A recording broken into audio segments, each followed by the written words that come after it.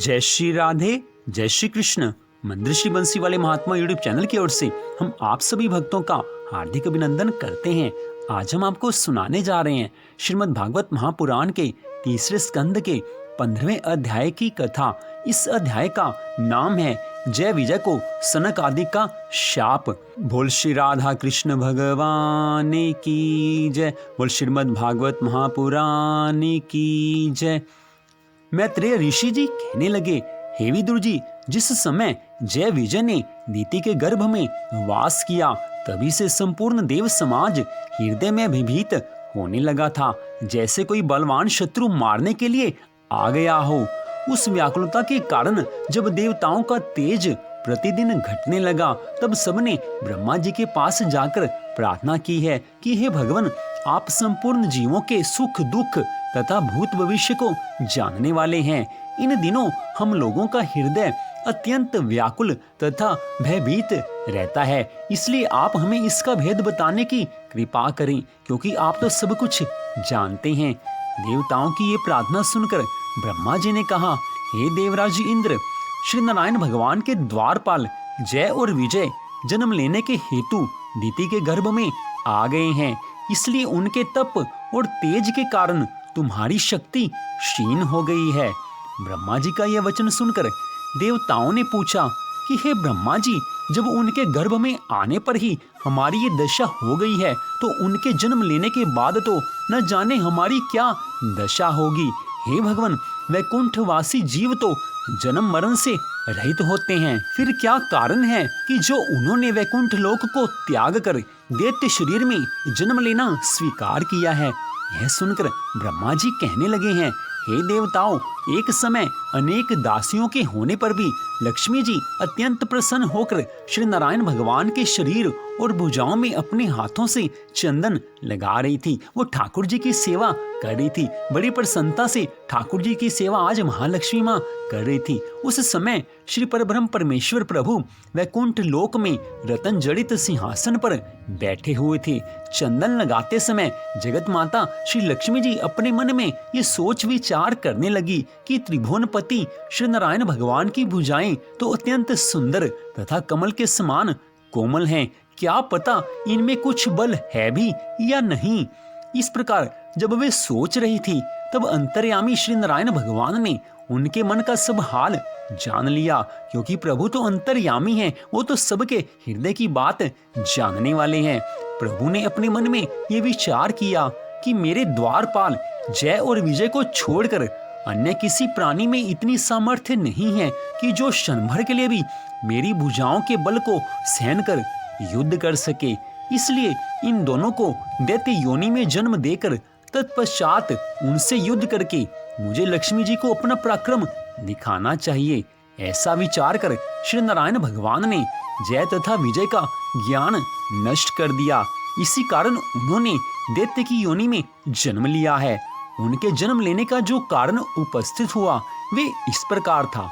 यहाँ तक की कथा में स्पष्ट पता चलता है कि लक्ष्मी माँ के हृदय में आज ये बात आ गई कि ठाकुर जी के भुजाओं में कुछ बल है भी या नहीं, क्योंकि ठाकुर जी की भुजाएं तो बड़ी सुंदर और कमल के समान कोमल हैं। ठाकुर जी तो बड़े कोमल हृदय वाले हैं और कोमल शरीर वाले हैं, क्या पता इनमें कुछ बल है भी या नहीं। हालांकि लक्ष्मी माँ के हृदय में ये बात नहीं आनी चाहिए थी, क्योंकि ठाकुर जी तो कोमल होते हुए भी कठोर से भी कठोर हैं और कठोर होते हुए भी कोमल से कोमल हैं। जब जैसी आवश्यकता पड़ती है ठाकुर जी वैसे ही बन जाते हैं। आज लक्ष्मी माँ जब चरण सेवा कर रही थी, तो उस समय ठाकुर जी ने सोचा कि लक्ष्मी माँ को ज्यादा कष्ट ना हो, इसलिए बड़े कोमल बन गए हैं। लेकिन लक्ष्मी माँ ने उनकी बात का अलग अर्थ निकाल लिया और सोचने लगी कि कोमल हृदय वाले हैं, कोमल शरीर वाले हैं, हो सकता है कि इनकी भुजाओं में बल ना हो। इसी बात को लक्ष्मी माँ को दिखाने के लिए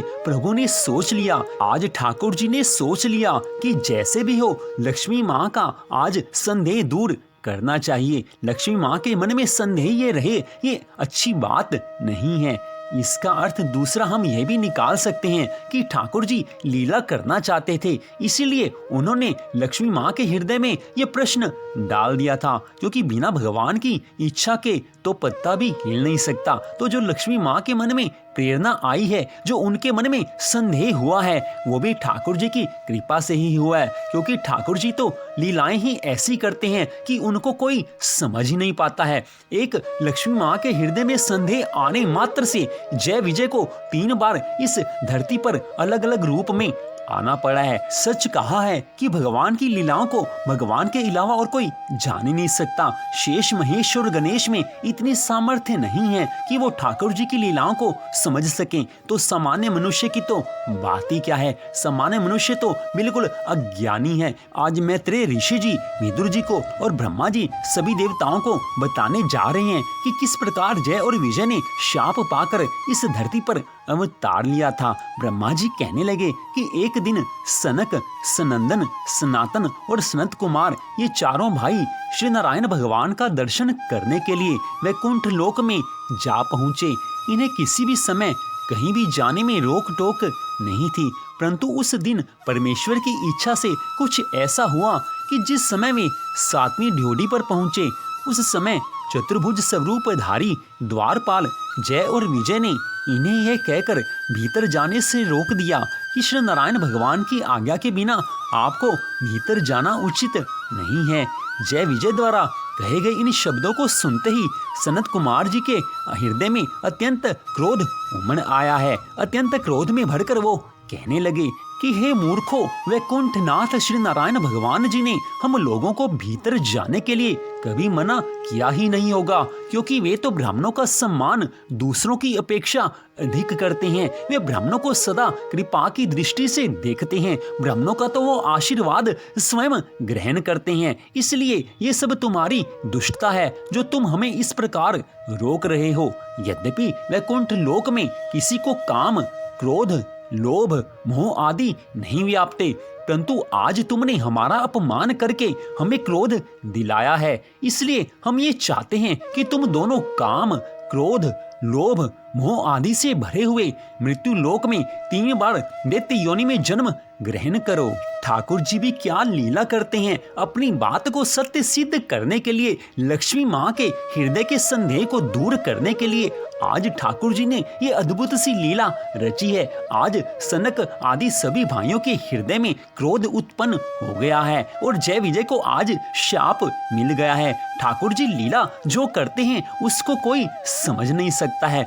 आज जय और विजय को शाप मिला है। इस शाप को सुनते ही जय और विजय का अहंकार नष्ट हो गया।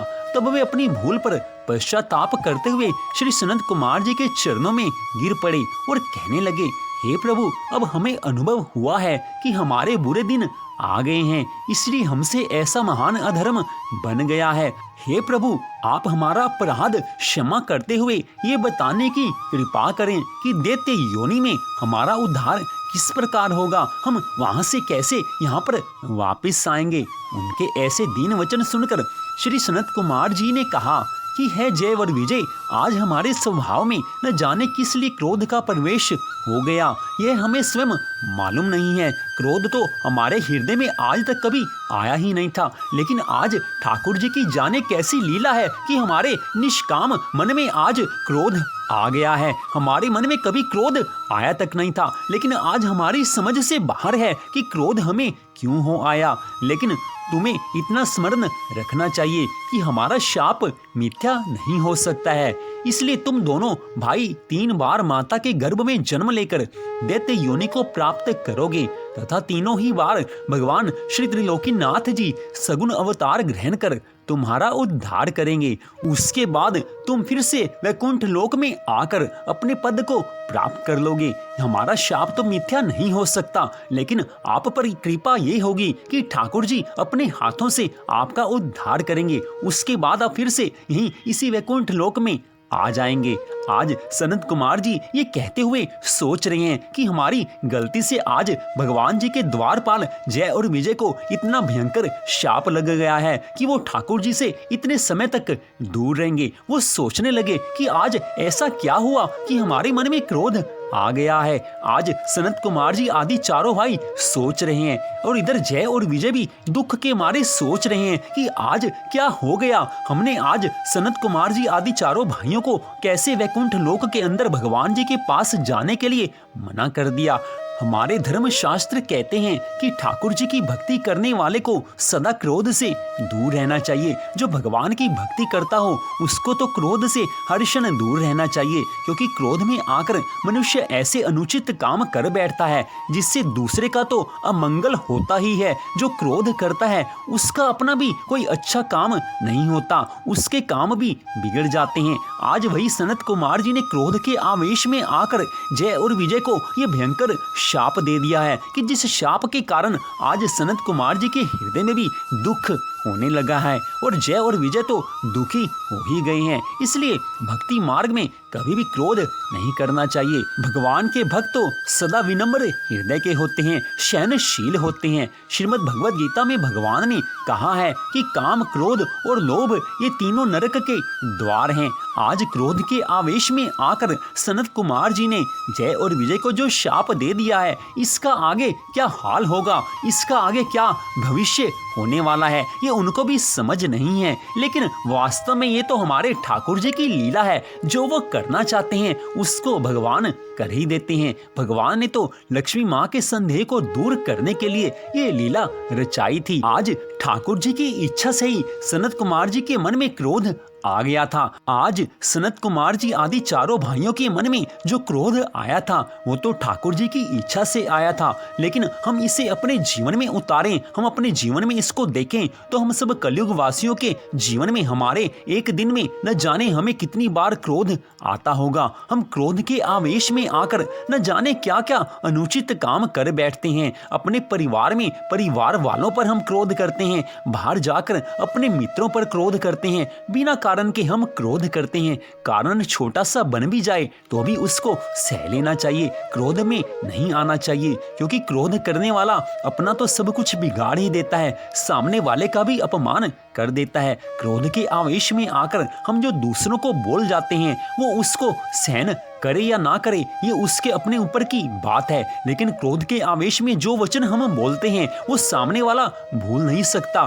क्रोध के आवेश में जो हम कड़वे वचन बोलते हैं वो सामने वाले के हृदय को कितना आघात पहुंचाते हैं ये हमें नहीं मालूम होता। हमें तब ये मालूम होता है जब कोई हमें क्रोध के आवेश में हमें दुर्वचन कहता है। उस समय हमें बुरा लगता है कि सामने वाला हमारे ऊपर क्रोध क्यों कर रहा है। जब सामने वाला हमारे ऊपर क्रोध करता है तो हमें बुरा मालूम होता है, हमें ऐसा लगता है कि वो जानबूझकर हमारा अपमान कर रहा है। ठीक ऐसे ही जब हम दूसरे के ऊपर क्रोध करते हैं तो वो सामने वाला भी तो अपने मन में कुछ सोचता होगा। इसलिए सोच विचार कर चलना चाहिए कि जो हम करते हैं दूसरों के लिए वो दूसरे भी हमारे लिए अवश्य करेंगे। आज हम किसी के ऊपर क्रोध करें तो मान लो कि दूसरे को क्रोध करने का हमने अवसर दे दिया। हमारे ठाकुर जी श्री राम रूप में, श्री कृष्ण रूप में बार बार अपनी लीलाओं द्वारा दिखाते थे कि क्रोध को कैसे सह लेना चाहिए। जो क्रोध को सह लेता है उसका जीवन सफल हो जाता है, उसका जीवन चमक जाता है। ठाकुर जी की कृपा उस पर अनंत अनंत होती है। क्रोध को जो सह ले वही तो संत है, क्रोध को जो सह ले वही तो भगवान का सेवक है, क्रोध को जो सह ले वही तो ठाकुर जी के चरणों का सच्चा पुजारी है। सच्चे पुजारी वही होते हैं जो ठाकुर जी की इच्छा का सम्मान करते हैं, ठाकुर जी के बताए हुए रास्ते पर चलते हैं। इसलिए भगवान ने अर्जुन को कहा था कि हे अर्जुन, काम, क्रोध तथा लोभ ये तीनों नरक के द्वार हैं, इसलिए इन तीनों से बचकर चलना चाहिए। आप सब अपने जीवन में झांक कर देख लें और हम अपने जीवन में झांक करके देख लें। जब भी हमें और आपको क्रोध आया होगा तो कभी किसी का भला हुआ ही नहीं होगा, हमारा तो बुरा हुआ ही होगा। सामने वाले का जिसके ऊपर हमने क्रोध किया है उसका भी बुरा हुआ होगा। जो क्रोध करता है उसका ज्यादा बुरा होता है, जो जिसके ऊपर क्रोध किया जाता है उसका भी बुरा ही होता है। आप अपने जीवन में झांक करके देख लें। हम अपने जीवन में झांक के देखते हैं कि क्रोध करके हमने कितना कुछ बिगाड़ लिया था अपना। क्रोध में आकर जो कार्य हम कर बैठते हैं उसके लिए बाद में अनंत बार पछताना पड़ता है। क्रोध के आवेश में आकर न जाने हम कितना नुकसान कर बैठते हैं। इसलिए श्रीमद् भागवत महापुराण की इस कथा का ये प्रसंग सावधान करता है कि मनुष्य को क्रोध से बचकर चलना चाहिए। क्रोध की बातें तो जीवन में आएंगी, ऐसे क्षण जीवन में आते ही हैं कि क्रोध का अवसर आ जाता है, लेकिन वही तो क्षण होता है ठाकुर जी को याद रखने का। उस क्षण अगर आप ठाकुर जी की इस बात को याद रख लें कि हे अर्जुन, काम, क्रोध तथा लोभ नरक के द्वार हैं, इनसे बचकर चलना चाहिए। जो भगवान ने अर्जुन को कहा था वो हमें भी तो कहा है। इन चीजों को हमें भी तो याद रखना चाहिए। अगर भगवान की यह बात हम अपने जीवन में उतार लें तो भगवान तो कृपा करेंगे ही करेंगे, क्योंकि भगवान तो देखते हैं कि जो मेरा दास है, जो मेरा भक्त है, वो मेरी बातों को मानता है। और जब भगवान ये जान जाते हैं कि ये भक्त मेरी बातों को मानने लगा है तो भगवान की अनंत कृपा उस भक्त पर हो जाती है। इसलिए कथा में हम जो सुने उसमें से कुछ बातें तो जीवन में उतारनी चाहिए। कथा का हर प्रसंग, श्रीमद् भागवत महापुराण की कथा का हर प्रसंग कुछ न कुछ शिक्षा देकर जाता है। आज छोटी सी बात के लिए सनत कुमार जी ने जय और विजय को जो शाप दे दिया है, उससे उनको 3 बार इस संसार सागर में आना पड़ा है। लेकिन वो तो ठाकुर जी की इच्छा थी। लेकिन हमारे जीवन में जो हम क्रोध करते हैं, हम कलयुग के वासी जो जीव यहाँ पर हैं, हम जो क्रोध करते हैं वो तो ठाकुर जी की इच्छा नहीं है, वो तो हम स्वयं क्रोध करते हैं। ठाकुर जी तो कहते हैं कि मेरे भक्त सदा सहनशील होते हैं। इसलिए भगवान जी की इस बात को याद रखना चाहिए कि काम, क्रोध तथा लोभ ये तीनों नरक के द्वार हैं, नरक में लेकर जाने वाले हैं। क्रोध का परिणाम क्या होगा ये तो क्रोध करने वाला जानता भी नहीं है। जिसके ऊपर क्रोध किया जाए वो भी बेचारा जानता नहीं है। उसको क्या पता कि एक क्षण में मेरे ऊपर इतना क्रोध फूट पड़ेगा कि मेरा आगे जीना दुश्वार हो जाएगा। क्रोध में आकर कोई अच्छा कार्य आज तक कोई कर नहीं सका है, ना कोई कर पाएगा। तो आज जय और विजय साथ में सनत कुमार जी आपस में सोच रहे हैं कि आज ये हो क्या गया है। जिस समय सनत कुमार जी जय विजय से इस प्रकार वार्तालाप कर रहे थे, उसी समय भगवान श्री त्रिलोकीनाथ जी उनके आगमन का समाचार पाते ही लक्ष्मी जी सहित नंगे पांव स्वागत करने के लिए आज द्वार पर आ पहुंचे हैं। उन्होंने सनत कुमार जी के चरणों में गिरते हुए कहा कि हे प्रभु, इन द्वारपालों से आपका अत्यंत अपराध बन पड़ा है, जो इन्होंने आपको मेरे पास आने से रोक दिया था। मेरी पत्नी लक्ष्मी तो आपसे कुछ पर्दा करती ही नहीं थी, क्योंकि स्त्री को पर्दा करना केवल अधर्म के स्थान पर ही आवश्यक है। आप तो ब्राह्मण हैं, आप तो धर्म के अवतार हैं। इसलिए मेरे सेवकों से जो अपराध हुआ है उनके लिए मैं बारंबार आपसे क्षमा मांगता हूँ। श्री नारायण भगवान के इस विनम्र व्यवहार को देखकर आज श्री सनत कुमार जी मन में विचार करने लगे कि देखो तो सही, श्री नारायण भगवान कितने विनम्र हैं कि जिन त्रिलोकीनाथ के चरण कमलों का ध्यान ब्रह्मा तथा शिव आदि देवता और नारद आदि ज्ञानी ऋषि मुनि अपने हृदय में धरते हैं तथा जिनकी कृपा पाकर भव सागर से सब पार उतर जाते हैं, जो तीनों लोकों के स्वामी तथा उन्हें उत्पन्न करने वाले हैं, वे ऐसे ही आज दीन वचन सुना रहे हैं। ठाकुर जी की लीला तो अनंत है। आज ठाकुर जी कितने विनम्र बने हैं। हम ब्राह्मणों की गलती को मान नहीं रहे हैं, लेकिन हमें सही ठहरा रहे हैं। हमने जो क्रोध किया है उसके बारे में कुछ नहीं कह रहे हैं, लेकिन अपने द्वारपाल जय और विजय के अनुचित व्यवहार के लिए हमसे क्षमा मांग रहे हैं। होना तो ये चाहिए था कि हमने जो क्रोध किया है उसके लिए हम भगवान से क्षमा मांगते, लेकिन आज भगवान हमसे क्षमा मांग रहे हैं। इसलिए आज स्पष्ट मालूम होता है कि हमसे अपराध बन पड़ा है। नहीं तो ठाकुर जी अपने भक्तों से क्षमा मांगे, ये तो भक्तों के लिए अपमान की बात है। आज तो हमसे वास्तव में अपराध बन पड़ा है। आज सनत कुमार जी नजरे भगवान से मिला नहीं पा रहे हैं, क्योंकि वो सोच रहे हैं आज वास्तव में क्रोध में आकर उन्होंने बड़ा गलत कार्य कर दिया है कि ठाकुर जी को उनके सामने ऐसे दीन वचन बोलने पड़ रहे हैं। आज सनत कुमार जी सोचने लगे हैं कि भगवान का ब्रह्मण्य देव नाम वास्तव में सार्थक है, क्योंकि ये सदैव ब्राह्मणों का सम्मान करते हैं। यदि ऐसी बात ना होती तो हम जैसे दरिद्र ब्राह्मण पर इतनी कृपा किस लिए दिखाते। ये जो ब्राह्मणों पर इस प्रकार कृपा रखते हैं उनका वास्तविक कारण यही है कि संसारी लोग भी श्री भगवान जी का अनुकरण कर ब्राह्मणों की सेवा तथा सम्मान करें।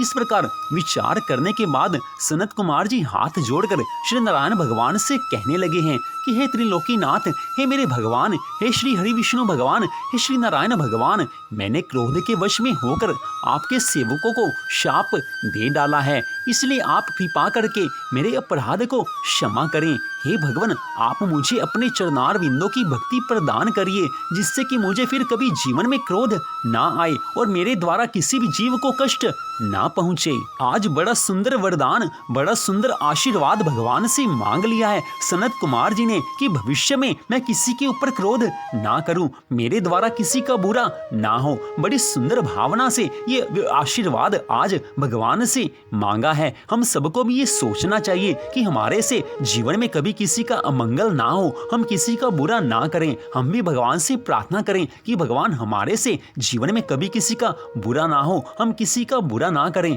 हमारी तरफ से किसी को कष्ट ना पहुंचे। जो आज वरदान सनत कुमार जी भगवान से मांग रहे हैं, हमें भी भगवान से वही कहना चाहिए। अब इस कथा का आप रहस्य देखिए कि आज से पहले सनत कुमार जी आदि चारों भाई जब भगवान के दर्शन के लिए वैकुंठ लोक में जाते थे तो भगवान के पास सीधा चले जाते थे। भगवान जी के अंतःपुर में, ठाकुर जी के अंतःपुर में, जहाँ लक्ष्मी महारानी भगवान जी की चरण सेवा कर रही होती थी, जहाँ पर भगवान अपने भक्तों के बारे में विचार कर रहे होते थे, वहां पर सनत कुमार जी पहुंच जाते थे। लेकिन आज जय और विजय को क्रोध के आवेश में शाप जब उन्होंने दे दिया, सनत कुमार जी ने जय और विजय को क्रोध के आवेश में शाप दे दिया, उस समय ठाकुर जी ने सोच लिया कि मेरे भक्तों के मन में आज क्रोध हो आया है, सनत कुमार जी के मन में आज क्रोध आ गया है। इसलिए भगवान ने उनको अपने पास आने का मौका ही नहीं दिया। भगवान स्वयं द्वार पर आकर उनको दर्शन देते हैं। इसलिए स्पष्ट है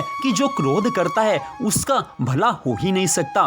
सनत कुमार जी ने क्रोध किया, जय और विजय को शाप दे दिया, लेकिन आज भगवान ने देखा कि मेरे भक्तों को क्रोध आ गया है, इसलिए भगवान ने उनको अपने पास आने ही नहीं दिया और स्वयं वैकुंठ लोक के द्वार पर जाकर आज सनत कुमार जी का स्वागत सत्कार किया है, लेकिन अपने अंतःपुर में आज उनको आने नहीं दिया। तो ये कथा सावधान करती है कि जीवन में कभी भी क्रोध आए तो समझ लेना कि भगवान अप्रसन्न होने वाले हैं। क्रोध के आवेश में आकर जब भी हम कोई कार्य करते हैं तो इससे किसी का भला हो ही नहीं सकता।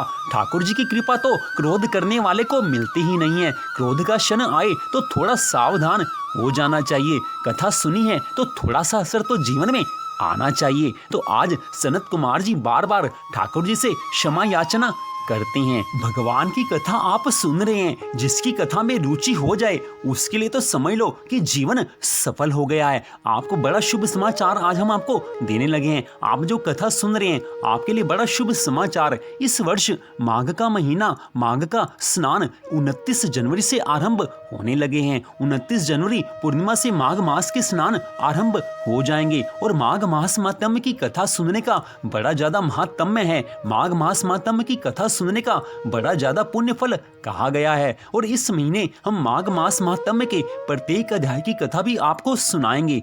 26 जनवरी को हम माघ मास महात्म्य के पहले अध्याय की कथा आपको सुनाएंगे। उसके बाद प्रत्येक दिन एक एक अध्याय की कथा हम आपको सुनाया करेंगे। माघ मास महात्म्य की कथा सुनने से ठाकुर जी की अनंत कृपा प्राप्त होती है। हमारे हिंदू धर्म में कार्तिक मास, माघ मास, विशाख मास और पुरुषोत्तम मास, इन 4 मासों में भगवान की कथा सुनने से अनंत गुना पुण्य मिलता है। शेष दिनों में अगर हम भगवान की कथा सुनते हैं, आम दिनों में भगवान की कथा सुनते हैं तो बड़ी अच्छी बात है, कथा से सदा पुण्य मिलता है। लेकिन इन 4 महीनों में जो भगवान की कथा सुनता है और विशेष रूप से माघ मास महात्म्य की कथा को सुनता है, उसके ऊपर ठाकुर जी की अनंत कृपा होती है। इस जनवरी के महीने में 26 जनवरी को माघ मास महात्म्य के पहले अध्याय की कथा को हम आपको सुनाएंगे। उसके बाद प्रतिदिन एक एक अध्याय की कथा को आपको सुनाएंगे।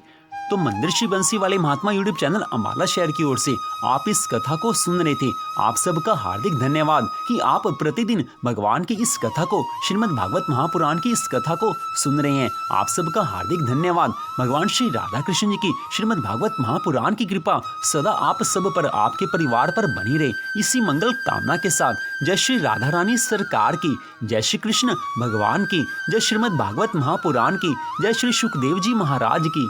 जय जय श्री राधे, जय जय श्री राधे, जय जय श्री राधे श्याम।